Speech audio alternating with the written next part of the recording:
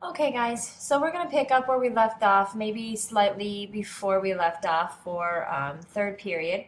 But thank you guys so much for being flexible while I do these video notes for you. We basically talked about what autotrophs are, what heterotrophs are, what saprotrophs are, and how they work. And basically, what's important for you to understand is that everything is in a cycle. We're talking about, we have three major cycles that we're going to be talking about for this particular chapter of ecology. We have carbon, nitrogen, and phosphorus cycles. These are known as biogeochemical cycles. And all of this, and water as well, all of these are cycles that just the elements themselves, the nutrients, they don't go anywhere. They just change form. One thing that doesn't just change form that we do lose is energy. And we typically lose energy as the form of heat, which we'll get to. But what's important is that all of these nutrients are cycled and recycled. What one thing will provide to the next will provide to the next and then back again. This is a very important cycle, and you can see this quite clearly in a sealed mesocosm, if it will ever load. Okay, so ecosystems are sustainable. They have the potential to be sustainable for over long periods of time. Now, what we're looking at here is a sealed mesocosm. We have a whole bunch of different types. The one we're going to be working on as a class is the Winogradsky column. So that's going to be a column basically of dirt and bacteria and different relationships between those bacteria and how they basically provide nutrients and waste recycling.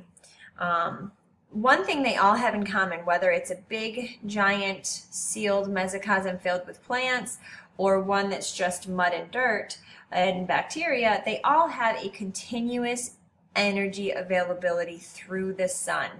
Now, if they're not photosynthesizers, then they're going to be chemosynthesizers. But for the mesocosms that we're talking about, that's going to be photosynthesizers. And then within these, we have our saprotrophs. Saprotrophs are crucial for the continuous provision of nutrients to the producers. So our saprotrophs in our Winogradsky columns are going to be the bacteria. And basically, these recycle the waste. They have products. There are different products of metabolism that each of the bacteria is going to excrete. And more or less, this becomes a food source for the decomposing bacteria to take and use and pass on the different waste products to the next level. We're going to talk about this a little bit more, but this is something that we have been studying for quite some time now. And what we're looking at is the flows of energy going into, coming out of, and within these mesocosms. These are really amazing places for scientists to be able to study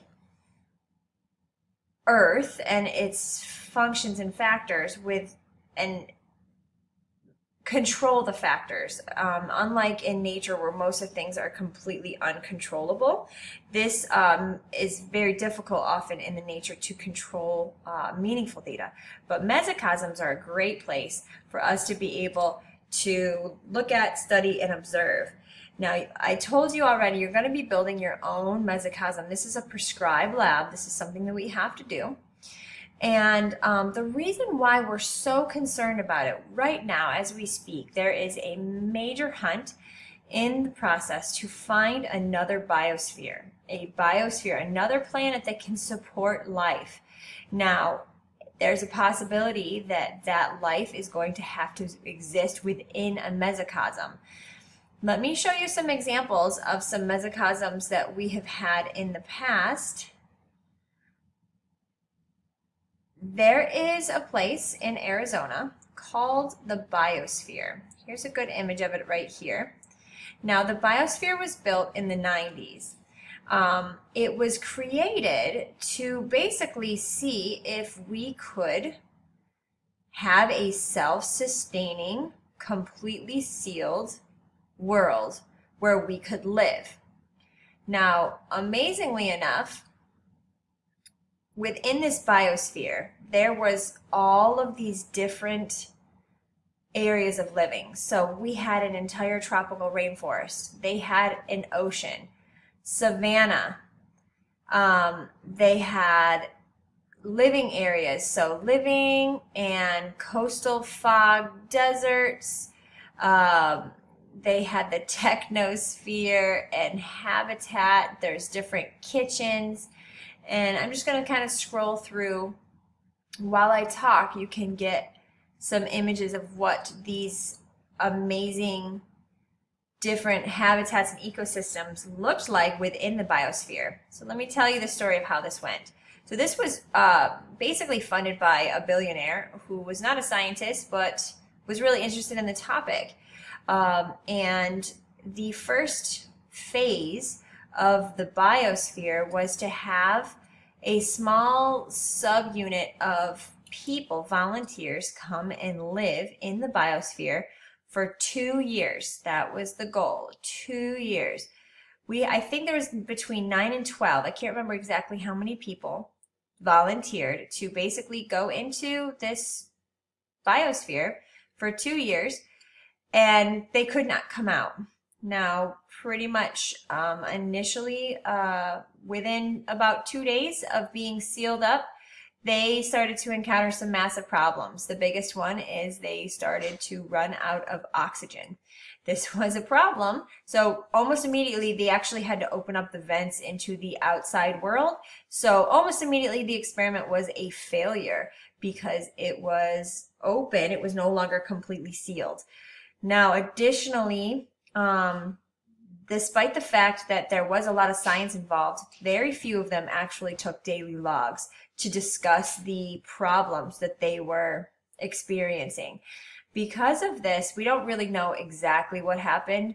What we do know is that they were supposed to have self-sustaining food supply, where they had chickens and different animals that they were supposed to basically allow to breed, and they were going to continue to farm them. It was going to be self-sustaining.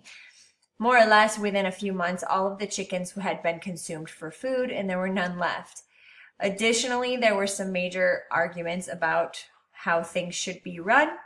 And so all of the people, they started to break off into factions. And they basically wanted nothing to do with each other.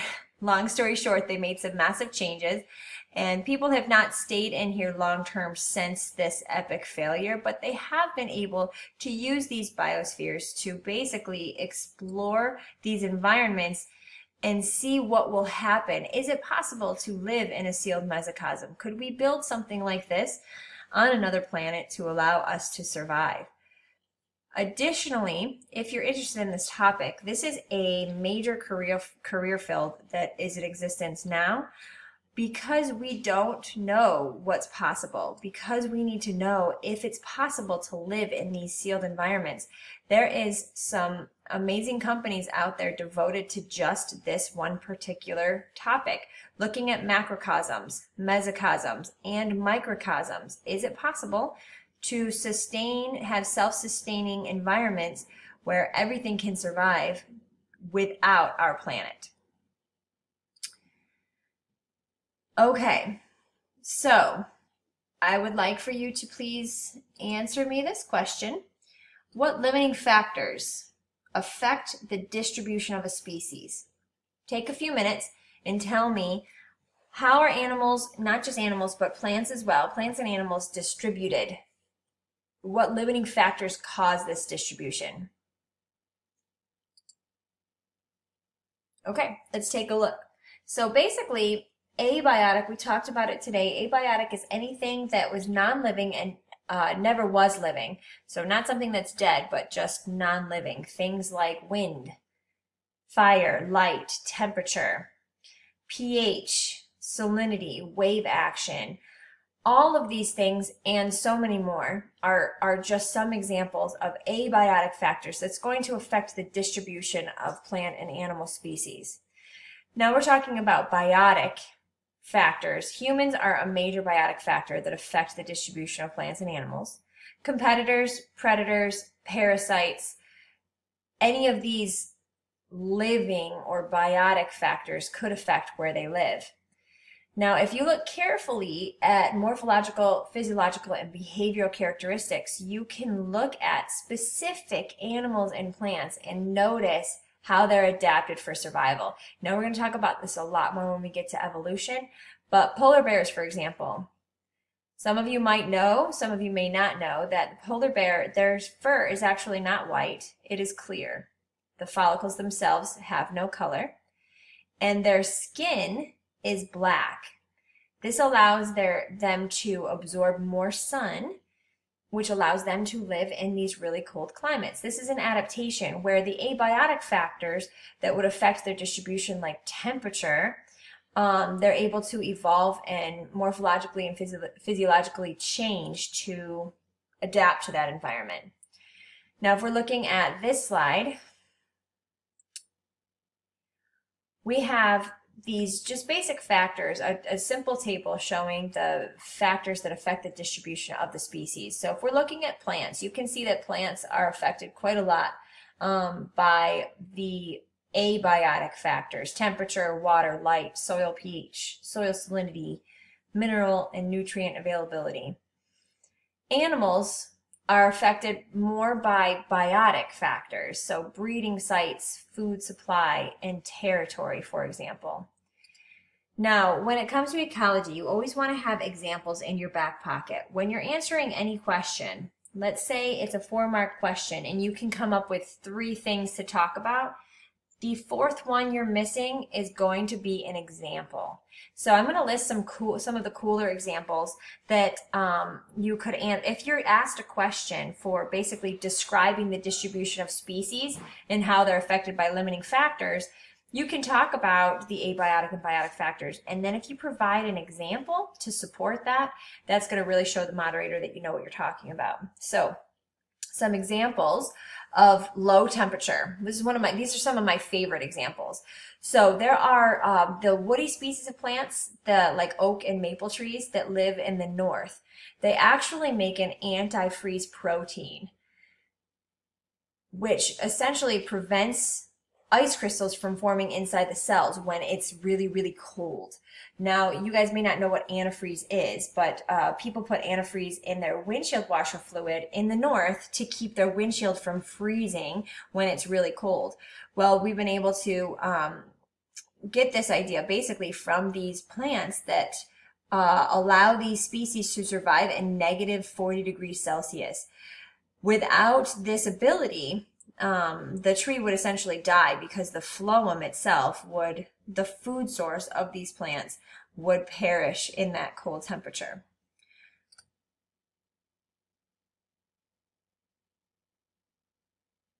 Okay, so animals, lots of animals migrate for food supply, lots and lots and lots.